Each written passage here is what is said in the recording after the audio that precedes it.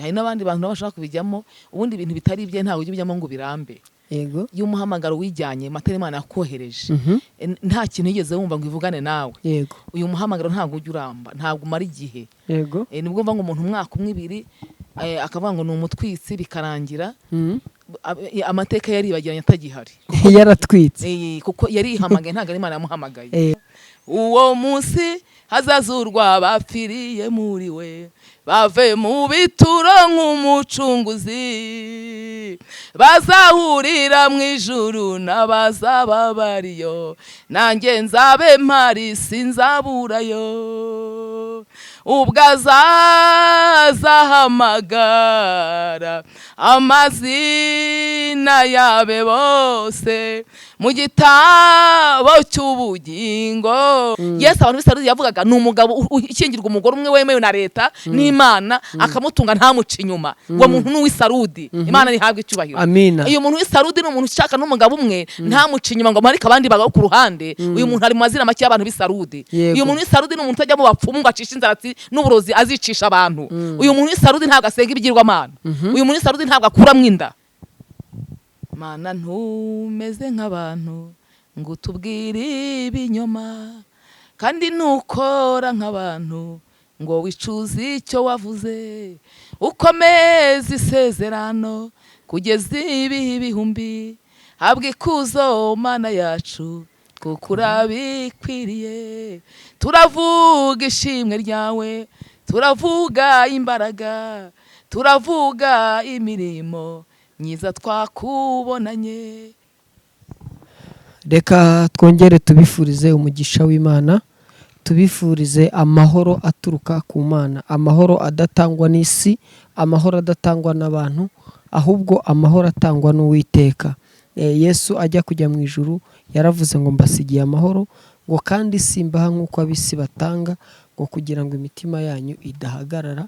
Ahubwo Imana igitumenyesha amakuru, ikatubwira ibyururutse imitima, ndetse ikaduhugura kugira ngo duhore tunezerewe mu gakiza Yesu yaduhaye. Nk'uko muri kubibona rero Irakora TV twongeye twagarutse. Murabizi rero tubararikira abakozi b'Imana, abahanuzi, abavuga ijambo ry'Imana. Turimo turategura n'ibiterane, ibitaramo bikomeye kugira ngo tujye twamamaza ubwami bw'Imana, buri muntu wese afashwe n'icyo yumva ashaka ko kimufasha. Rero nk'uko muri kubibona turi kumwe n'umubyeyi uriho ubwiza bw'Imana. Turakwakiriye mubyeyi. Turi kumwe nandi uyu munsi. Uwambaje Marie Vestine. Uwambaje Marie Vestine. Tuguhaye ikaze kuri Irakora TV. Kandi Imana iguha umugisha kuba watwemereye ukakira ubutumire bwacu. Imana ibahe umugisha kwanyakira, Uwiteka bishimire. Amen. Reka dutangire dusenga kugira ngo ibyo tugiye kuvuga, ibyo tugiye kuganira bize kuba biri mu murongo w'Imana ishaka. Tuguhaye ikaze kugira ngo dusengere. Mana turagushimiye, uri Imana nziza, uri Imana y'amahoro, urakiranuka, witwa Uwiteka. Nta yindi Mana ihwanye nawe, uri umukozi w'umuhanga. Kera bakwiringiraga bose bari mu mahoro. Iyo tugufite ntabwo twifuza undi murengezi. Turagushimiye, uri itangiriro n'iherezo, watubereye mwiza mukiza, nuhabwe icyubahiro. Uyu munsi rero ni umunsi wongeye iminsi yacu yo kurama, nuhabwe icyubahiro. Warinze ababyeyi, urinda abagabo, urinda abasore, urinda abakobwa, urinda abana batoya, natwe waratwimanye, nuhabwe icyubahiro kuko Imana y'amahoro. Turagushima akanya keza tujye kuvuga ijambo ryawe, udushyigikire ubane natwe, iri jambo ryawe rigere ku mpera z'isi, abantu bose bumva ubutumwa bwiza babwumvire, imbaraga z'Imana zitubeho. Dusengeye abera bose, dusengeye abagushakana umwete ngo bagire neza. Urakoze kuri Imana yumva gusenga kwacu, ukatubambira amahema, kandi uyu munsi mwiza imbaraga z'Imana zibe kuri twebwe. Turasenze kuko kwiza kw'Imana ko dutwikire, Mwuka Wera akora imirimo ikomeye kuko niwe ujya wemeza abantu. Nuko rero turagushimiye neza n'urukundo rwawe dukunze bitagira akagero. Waratwimanye duhagararaho, uratwimana, uturinda umujinya wa Satani, uradutwikira. Turagushimiye kuko umwami w'amahoro ushyirwa hejuru, ko wanesheje ku bwawe Yesu. Amen. Amen. Imana iguha umugisha kubwo kudusengera, kandi turabizi ko abatuye isi baba bakeneye ko tubahuza n'Imana. Ni twebwe Imana yashyizeho kugira ngo duhuze abantu n'Imana. Yego. Yesu niwe wakabaye ari kuza akaba akiri kuzenguruka agenda muri Aziya agenda muri Amerika ababwira ngo ndi Mesiya, ariko nta kanya afite Yego. kuko arimo kudutegurira aho tuzaba. Yego. Ubu ni twebwe rero ari gutuma kugira ngo twamamaze ubutumwa bwiza. Hanyuma mbere ko tuganira ijambo ry'Imana, ibintu by'ivugabutumwa cyangwa se umuhamagaro wawe, ubundi hari abavugabutumwa bavuga ngo ni ab'umuhamagaro, ngo ni abavugabutumwa ngo b'ubushake, biriya bintu bivugaho iki? Biriya bintu imihamagaro y'abantu iratandukanye. Hari umuntu ujya gusenga akabyirukira muri korali bakajya bamuha Bibiliya agasoma ijambo ry'Imana. Icyo gihe akagenda agira amavuta kubera ko agomba gusoma ijambo ry'Imana muri korali, akagera ku rwego kuko bamushyira imbere mu rusengero ku cyumweru mu materaniro akaba umuvugabutumwa gutyo. Yego. Hari n'abandi bantu rero babijyamo Imana avuga ati mbahaye umuhamagaro wowe uko muzamvugira mukankorera nkajya mbana namwe. Njye nuko mbitekereza. Yego. Hari n'abandi bantu nabo bashaka kubijyamo, ubundi ibintu bitari ibye ntawe ujya ubijyamo ngo birambe. Yego. Iyo umuhamagaro wijyanye matera Imana yakohereje, nta kintu yigeze wumva ngo ivugane nawe. Yego. Uyu muhamagaro ntabwo ujya uramba, ntabwo umara igihe. Yego. Nibwo mva ngo umuntu umwaka umwe ibiri akavuga ngo ni umutwitsi bikarangira amateka yaribagiranye atagihari. Yaratwitse. Kuko yarihamagaye ntabwo ari Imana yamuhamagaye. Ariko umuntu Imana yahamagaye ivuganye nawe, uyu muntu agenda mu ntege nke y'Imana imushoboje, mu mbaraga ze Imana ikagenda imushoboza imuha imbaraga. Ukabona abirambiyemo imyaka igatambuka akivugana n'Imana, avuga Imana. Ubundi Imana ntabwo izaza ngo muyiboneshe amaso. Igomba kugira abantu ituma bavuga ijambo ryayo kugira ngo Imana yamamare abantu bayamamaze. Kandi umuntu Imana yahamagaye cyangwa se uyikorera uyisenge igomba kuba imuhaye ubwenge, akaba ari umuyoboro w'umwuka wera n'Imana imunyuramo kugira ngo imenyeshe abantu ibyo ishaka. Ubwo niba abantu Imana iba yahamagaye ikavuga ati ndaguhamagaye ndagutumye, nk'uko yajyaga ihamagara ba Eliya na ba Elisa, abakozi b'Imana bagira amayerekwa akomeye, ikajya igendana ikabakoresha ibimenyetso n'ibitangaza. Amen. Ubwo rero hari Imana hari igihe yajyaga ibanga ibiti itateye izabirandura. Hari abantu bajya bitumiriza muri uyu murimo bakurikiye ibindi bintu, ariko iyo wahamagawe n'Imana uragenda ukanamba kandi umva ijambo karevuga uzi yuko Imana izagutabara uko byagenda kose. Yego. Nuko rero impamvu y'abantu igize gute iratandukanye. Yego. Imana ishimwe. Urumva rero ko igiti Imana itateye izakirandura, ariko dukwiye kuba ibiti Imana yateye kugira ngo dutange umusaruro. Imana yishimira. Imana yishimira. Hanyuma hari ibintu bijyanye n'ubuhanuzi. Kumva ngo umuntu ni umuhanuzi, umuntu afite impano z'ubuhanuzi, ibintu by'ubuhanuzi bivugaho iki? Ibintu by'ubuhanuzi Imana iravuga. Imana iravuga. Ngewe ku cyanjye giti nijyaga ngasenga Imana ikantumaho. Yego. Ikambwira ko nzaza i Kigali. Nkumva nta nzira byacamo mu rugo, nababwira bakambwira ati i Kigali wapi. Ubwo wabaga uri mu cyaro? Nabaga ndi mu cyaro ndi gusenga, ndi guhamagara Imana, ndi mu cyumba cy'amasengesho. Imana ikambwira tuzaza i Kigali kandi mu muyaga mu bikomeye, ariko uzahagera kandi nzabana nawe. Yego. Umva rero ko Imana ibintu yavuze yarabisohoje. Mva mu cyaro nzi Kigali. Yego. Nza ku mugambi w'Imana. Mpageze Imana yajyaga imbwira ati umutware wawe nzamucyura. Turasengera avuga ngo hari iby'igikuraho n'ibyidakuraho n'ibyo yemera. Ubundi yari umugeni uzataha, Imana avuga ngo niyeze azataha. Yari uwo Satani yasabye, iramubwira ngo ni mu musengere imigambi nzayikuraho. Birangira nje i Kigali kubera umugambi w'iby'Imana yavuze. Amen. Aho namenye rero ko Imana ivuga ibintu ivuze bigasohora. Twarahageze, umugabo nyine atwaye moto baramugonga muri 2015. Birangira ashoje urugendo ngo mu Kigali kuko Imana yari yabivuze. Niyo mpamvu navuze ngo ubuhanuzi y'Imana yavuze yari yabivuze, atari abantu bayipirase cyangwa bavuze ibitavuze. Birasohora ikabishyira mu bikorwa, bikajya mu bikorwa. Niyo mpamvu navuga ngo Imana iravuga uko byagenda kose, kandi ijambo Imana yavuze irarinda ikarihagararaho. Yego. Ese hari abantu kera twajyaga dusenga ukumva umuntu yavuze ngo ngewe ngo ndahatwa, ngo ndi kumva ngo mpatwa kuvuga iki. Ubwo impamvu ndi kuganisha mu mwuka w'ubuhanuzi nuko nzi ko uri umuhanuzi w'Imana, kandi ibyo uhanura byagiye bisohora, tugenda tubona ubuhamya. Hanyuma ukumva umuntu ngo ngewe ngo numva mpatwa. Yego. undi ati jyewe nderetswe, undi ati jyewe mbonye gutya, undi ati numvise ijwi. Biriya bintu bitandukana biti? dore ukuntu bitandukana. Danieli ari i Babuloni, umwami arota inzozi, ngo baramuza bazanye abapfumu n'abakonikoni n'abanyabwenge b'i Babuloni, yego, ngo basobanure umwami inzozi yarose ari ku gisasiro. Babura igisobanuro, barabatira muzane Danieli w'umunyagano uri mu Imana zera. Ngo hageze Danieli abwira umwami amubwira ngo ibyo bapfumu bananiwe n'abakonikoni n'abanyabwenge b'i Babuloni, ariko ngo hari Imana ihishura ibihishwe. Arabati duhe iminsi 2 gusa dusenge duhamagara Imana yo mu ijuru. Ngo bamaze gusenga, Imana muri iryo juru irabasura, ibaha amakuru, ibaha kondisiyo, isanga Danieli mu iyerekwa rya nijoro, iramubwira ati genda usobanure umwami inzozi zananiranye. Arasobanura ubusobanuro bw'inzozi. Hari ukuntu Imana igusura mu nzozi mu iyerekwa rya nijoro ikavugana nawe uryamye, ibi nikubwiye bikazasohora. Hari n'igihe wumva Imana ikwandikira ukabona iri kwandika amagambo nk'uko ubona televiziyo bandika. Ibyo bintu rero Imana ikabizana mu iyerekwa gutya bivugana nawe. Yego. Nyine hari ibintu bigorana nyine kubyumva. Umuntu akaba ari muri kuganira, muri kuvugana, cyangwa se wenda ari kubwiriza, ukabona yari afite icyigisho runaka ari kubwiriza.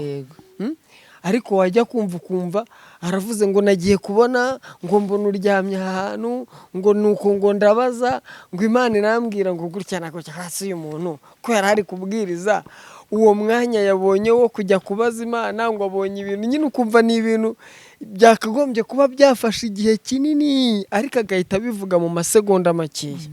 Biba byagenze gute? Hari ukuntu umuntu asenga ukumva ijwi ry'Imana riguhamagara rivugana nawe ibintu ku murongo nk'uko turi kuvugana, rikaguhamagara rikavugana nawe, ukumva uvugana n'umuntu utareba ariko akakubwira ngo uvuge ibi.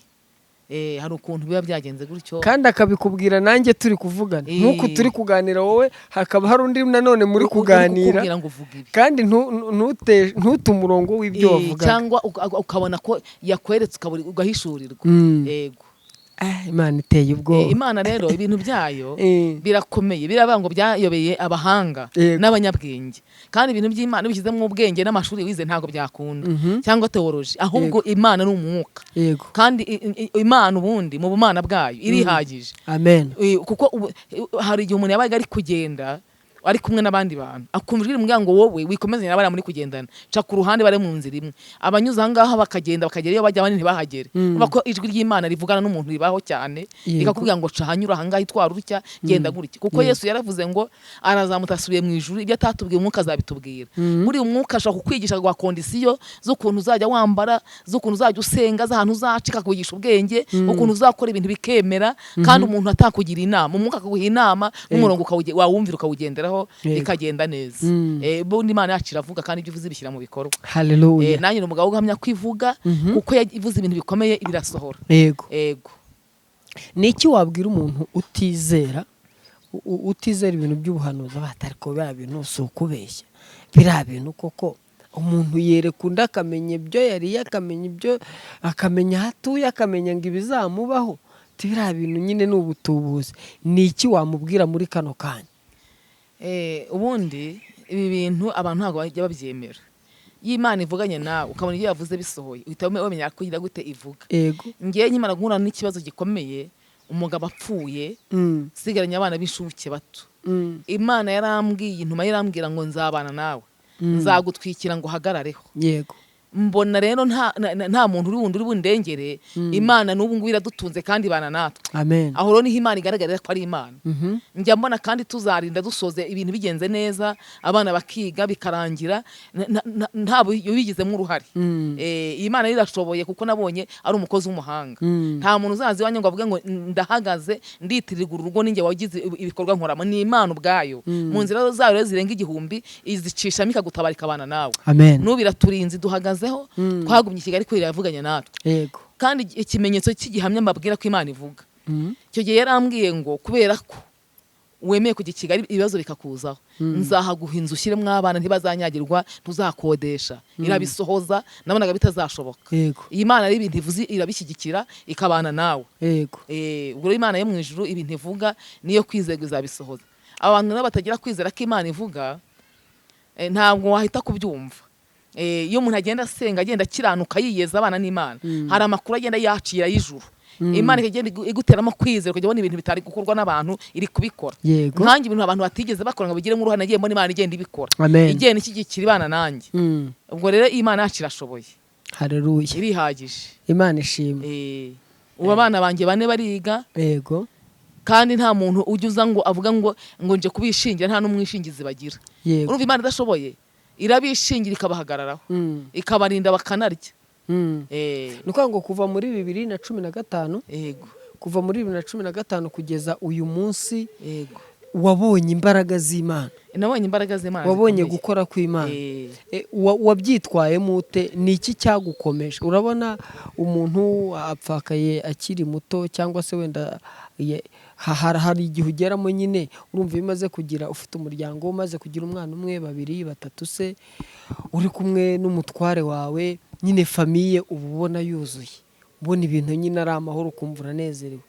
Ni iyihe myitwarire? Ni iki cyaguteye imbaraga kuba utaravuye mu bintu by'Imana, wenda ngo unayirakare uvuga uti Imana kuko nari ngeze igihe cyo kunezeranwa n'umutware wanjye n'abana, tubone barangiza amashuri, tubone tugira buzukuru, nyine umuryango uri aho ngaho. Ni iki cyaguteye imbaraga kugira ngo ukomere uyu munsi, uba udafite ubuhamya bubi, uba uri umuntu w'intangarugero? Tuba tuyu mubyeyi Imana yaramuhamagaye, ari mu mwuka w'Imana, yabaye intwari, arera abana ntiyandavura, kandi wenda abandi byarabananiye. Buriya rero urabona icyo gihe cyose ndahira, ariko gato kuri ibyo ngibyo mvuga, kubera ko Imana yarampaye amakuru ikambwira ati ibintu bizaba, no kubera gutinira n'Imana ndi gusenga byatumye nkomera. Yego. Mbona nta hantu nibone ubutabazi, ndibone buhungiro, kubera ko buri Imana itakoranye nta muntu wakurengera. Ushobora guca mu zindi nzira zikakubyarira amakuba n'ibindi byago, afazari ukagomba guhagarara aho Imana igusize, kubera ko Abisiraheli bari mu rugendo, inkingi y'igicu yari hagati yabo n'Abanyegiputa. Abisiraheli ikababera umucyo, Abanyegiputa ikababera umwijima. Ubwo rero niyo nkingi Imana yazanye ishyira hagati yanjye, ikajya igenda imurikira mu mwijima, mu bibazo, mu butayu, mu bintu bikakaye, ikagenda ibana nanjye. Aho rero Imana niho igaragarira ko ari Imana. Yego. Ukajya ugira ngo ntibizakunda, ukabona birakunze. Ukajya ubona iminsi iri kugenda yicuma, ukabona biri gukunda. Imana irashoboye kandi irihagije. Amen. Yego. Ni inyamaboko. Ni inyamaboko. Ni inyembaraga, nyavuga ngo rurangiza rwa burundu. Amen. Ni umukozi w'umuhanga. Ibintu byabananiye irabishoboye. Kandi Imana yagize icyizere, ukavuga ati ndaguhariye, nkuri imbere, uzandengera, irabikora. Ubundi ngiye nyasenga nkibwa nti rero wa Mana we, hari ukuntu abantu bashaka kuvuga ngo ngewe nabonye umuntu uza kuntera inkunga, akajya agura umuceri w'abana, akangura imyenda yo kwambara, amavuta yo kwisiga, akishyura abana amashuri. Imana iyo yabigiye ati ibintu ni wowe mbishyize imbere, irabikora. Mu nzira zayo nyinshi igira, irabikora. Yego. Yego. Imana ishimwe. Bakunzi ba Irakora TV rero, murumva ko mu ncamake mwamenye umubyeyi turi kumwe tugiye kuganira, kandi afite ibintu bifatika. Uyu munsi mubyeyi utubikiye iki? Ni iyihe mpambo wapfunyikiye abakunzi ba Irakora TV ugiye kutugezaho, kugira ngo noneho twinjire nyirizina mu cyatumye uyu munsi Imana igutunga inkoni, twinjire noneho nyirizina muri uwo mwuka w'ubuhanuzi. Mfite ijambo riri mu byahishuwe, mfite ijambo ry'Imana riri mu byahishuwe. Yego. Igitabo cy'ibyahishuwe ibice 3 umurongo wa mbere, turasoma no kuri 2 dukomeze hepfo, tugeze dusoze n'umurongo wa 6. Niyo magambo Imana yakize ku mutima tugiye kuganiraho. Yego.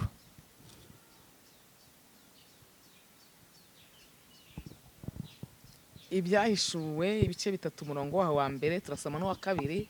Niyo magambo Imana yakize ku mutima tugiye kuganiraho.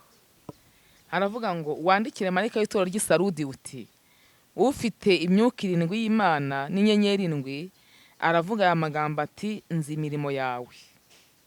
Kuri 2 haravuga ngo, ntarutse umurongo umwe. Kuri 2 haravuga ngo, jya amaso ukomeze ibisigaye bigiye gupfa, kuko nabonye ko nta mirimo mwakoze rwose itunganye imbere y'Imana yanjye. Nuko ibuka ibyo wakiriye n'ibyo wumvise, ubyitondere kandi wihane. Ariko rero nutaba amaso, nzaza nk'umujura, nawe ntuzamenye igihe nzagutungurira. Icyakora afite amazina make y'abi Isarudi batanduje imyenda yabo, nibo bazajyana nanjye bambaye imyenda yera. unesha niwe uzambikwa umwenda wera, kandi sinzahanagura izina rye na hato mu gitabo cy'ubugingo, ahubwo nzaturira izina rye imbere ya Data n'abamarayika be. Ufite ugutwi niyumve ibyo Umwuka abwira amatorero. Mwakire neza ijambo ry'Imana. Dushimiye Imana.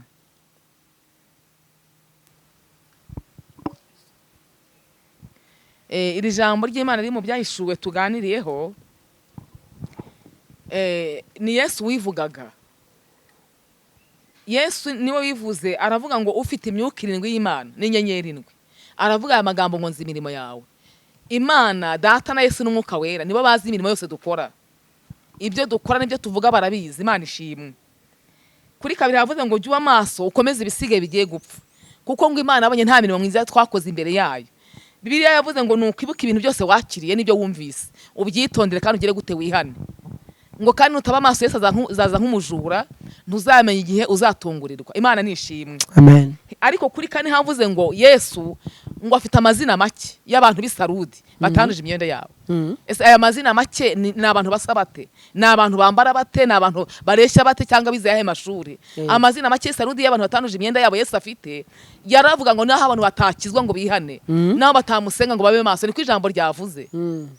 Aravuga ngo afitemwe amazina make mu nsengero, mu bavuga butumwa, mu bahanuzi, mu baririmbyi, mu banyamasengesho, mu byumba by'amasengesho, mu matorero atandukanye. Ngo harimwe amazina make y'abantu b'Isarudi batanduje imyenda yabo, ngo abo nibazagendana nabo. Ije tuvuga ngo Yesu yaravuze, arahamagara, ahamagara abakome n'aboroheje, abimbata nabo mudendezo ngo mvu ubutumwa bwiza. Ariko aravuga ngo naho batabyumva, afitemwe amazina make y'abantu b'Isarudi batanduje imyenda yabo. Imana ishimwe. Abantu b'Isarudi birivuze rero batanduje imyenda yabo ni abantu basenga. Imana ngo ntimuzasine inzoga ngo murwane n'abantu mbakwita amacupa mu mutwe. Abantu ni abantu b'Isarudi. Yesu abantu b'Isarudi yavugaga ni umugabo ukingirwa umugore umwe wemewe na leta n'Imana, akamutunga ntamuca inyuma. Uwo muntu ni uw'Isarudi. Imana nihabwe icyubahiro.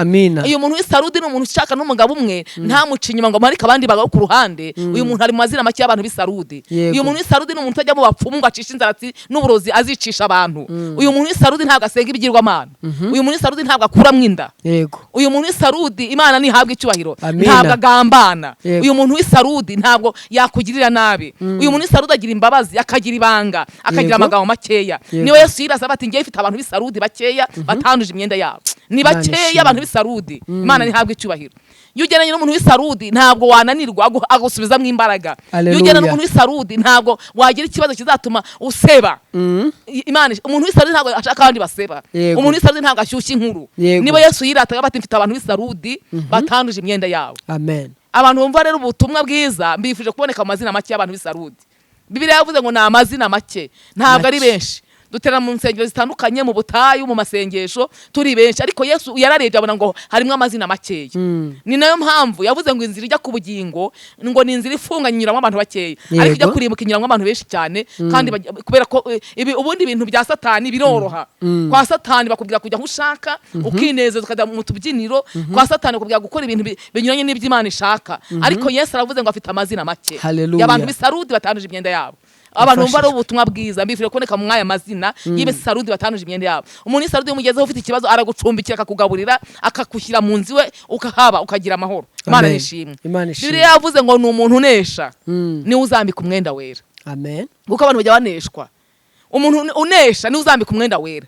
Akaba ari ahantu runaka nko mu biro ari gukoramo, hakaboneka ikibazo cyaza gutuma aneshwa agatsinda.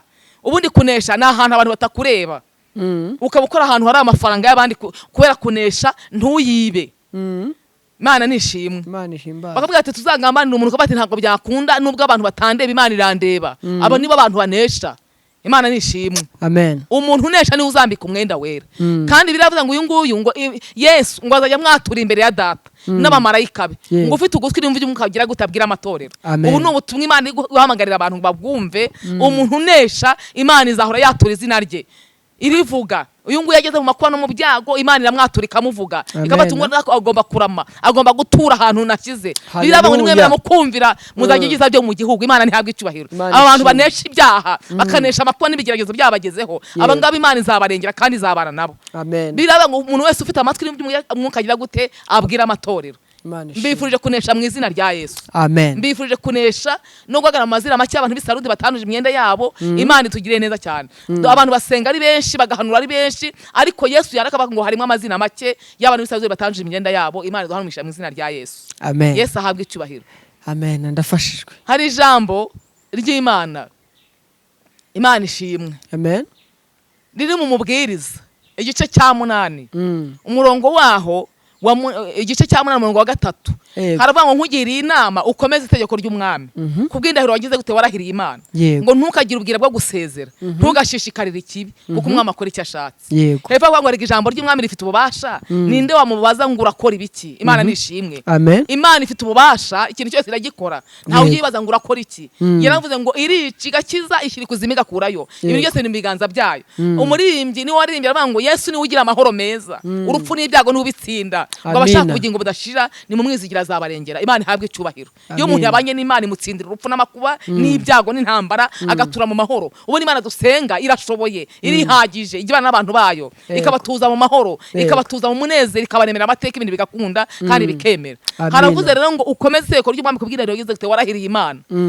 Ubundi ntabwo tugomba gusezera ku Mana, nta handi hantu twagana. Twayibonye nk'uburuhukiro, tubonaho itabara, turwarira dukiza, dufite ibibazo iraturihura, twamba busira twambika, dushongera dusonzora. Ni Imana igisiga umuntu igikundiro n'ubwiza, ihabwe icyubahiro ikamuhagararaho.